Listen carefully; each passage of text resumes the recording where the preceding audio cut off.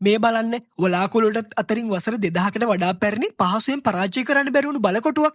මේ තමයි ලෝහගාඩ් බලකොටුව. ඉන්දියාවේ මහාරාෂ්ට්‍ර ප්‍රදේශයේ මීටර් 1033ක් උසින් පිහිටි ඉංජිනේරු විද්‍යාවේ විශ්මිත නිර්මාණයක්. ඇත්තටම ලෝහගාඩ් කියන වචනේ තේරුම තමයි ද අයන් පෝට්. එහෙම නැත්නම් යකඩ බලකොටුව කියන එක. හැබැයි මේක යකඩ වලින් හදපු එකක් නෙමෙයි. මෙහි තිබුණු අතිමහා ශක්තිමත් බව සහ ආරක්ෂාව නිසාමයි මේකට යකඩ බලකොටුව කියලා නම තියලා තියෙන්නේ. ඉතිහාස වාර්තාවලට අනුව මේ බලකොටුවේ ඉතිහාසය ක්‍රිස්තුපූර්ව යුගය දක්වා ඇතර දිව යනවා. සාතවාහන සහ චාලුක්‍ය වැනි රාජවංශ රැසක් කාලෙන් කාලට මේක පාලනය කළා. හැබැයි මේ බලකොටුව ඉතිහාසයේ රන්නකුරෙන් ලියවෙන්නේ මහා මාර්තා අධිරාජ්‍යයේ සිවරාජ් මහරජ විසින් 1648 දී මේක අල්ලගත්තට පස්සේ.